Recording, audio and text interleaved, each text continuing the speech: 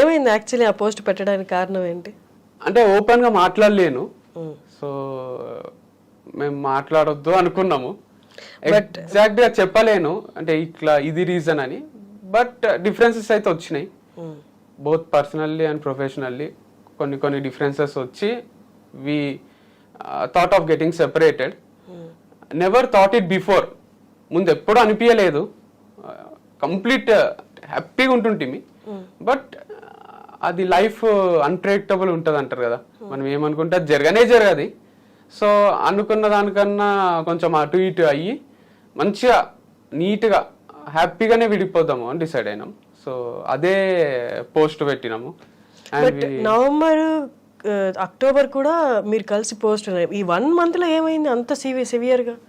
అంటే సివియర్గా కావాల్సిన అవసరం ఉండదు. కొన్ని ఎట్లుంటాయంటే separation is a big thing. Yeah true, but when we're not happy with each other it's better to lead separate life happily అనిపించింది. అంటే ఇప్పుడు హ్యాపీ ఉన్నంత వరకు కలిసి ఉన్నాము.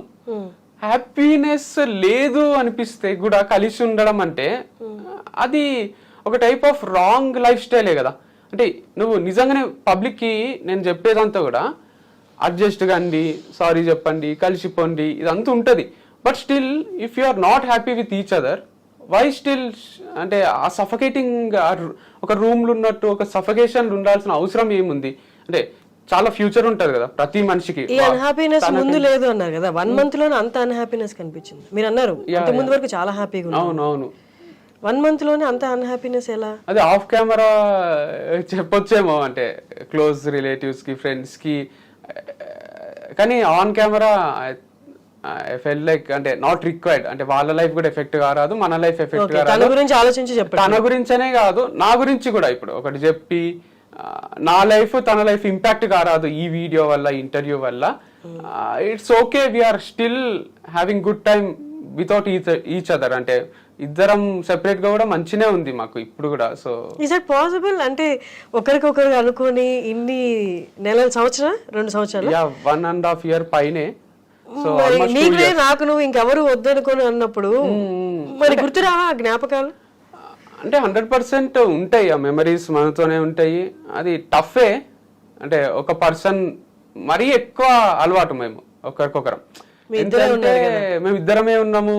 మాకు హోటల్స్కి పోవడము, రెస్టారెంట్స్కి పోవడము, సినిమాలు, షాపింగ్లు ఇవి కూడా పెద్ద ఇంట్రెస్ట్ ఉండకుండే. సో ఒకరితోనే ఒకరం ఉండడం వల్ల ఇంకా ఎక్కువ అటాచ్మెంట్, ఇంకెక్కువ టైం స్పెండ్ చేయడము, ఎవరు వద్దనిపించడము. మా డిస్కషన్స్ కూడా అసలు మనకు కొట్లాటలు ఎందుకు కావు అన్నట్టే ఉంటుండే. అంటే దిష్టి తగిలిందో ఏమైందో కానీ మాకు ఎక్కువ కొట్లాటలు కూడా ఏం కాకుండే. సో అదిగా రాసి పెట్టుందేమో ఇంత డ్యూరేషన్ మేము కలిసి ఉండాలని. సో సాల్వ్ చేసుకోలేని ప్రాబ్లమా?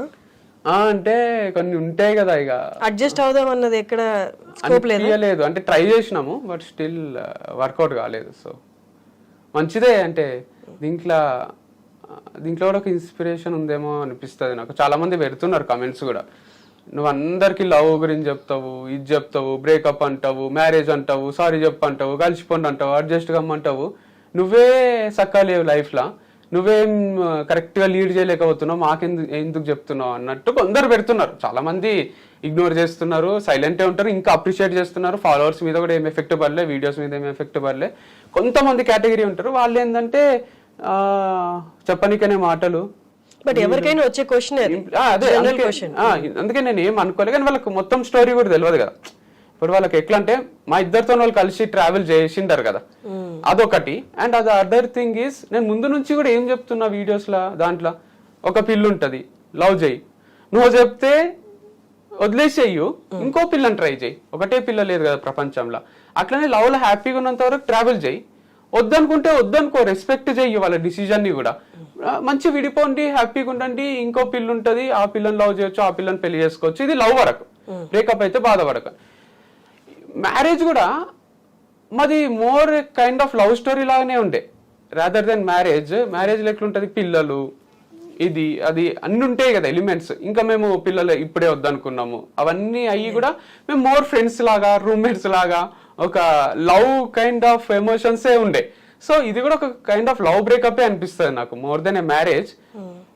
తాళి కాన్సెప్ట్ ఒకటి తీసేస్తే ఇది కూడా ఒక లవ్ స్టోరీనే, అది బ్రేకప్ అయింది, మళ్ళీ రీస్టార్ట్ చేస్తాము, లైఫ్ ఉంటుంది. ఇప్పుడు నాకు 30 years old, ఇంకా 30 years లైఫ్ ఉంది అనిపిస్తుంది నాకు. నెక్స్ట్ దంతా బోనస్, 60 years మనకు లైఫ్ ఉంటుంది. 30 అయిపోయింది, 30లోనే నేను లవ్ చూసిన, బ్రేకప్ చూసిన, మ్యారేజ్ అనే was my second love. I didn't tell it any time before.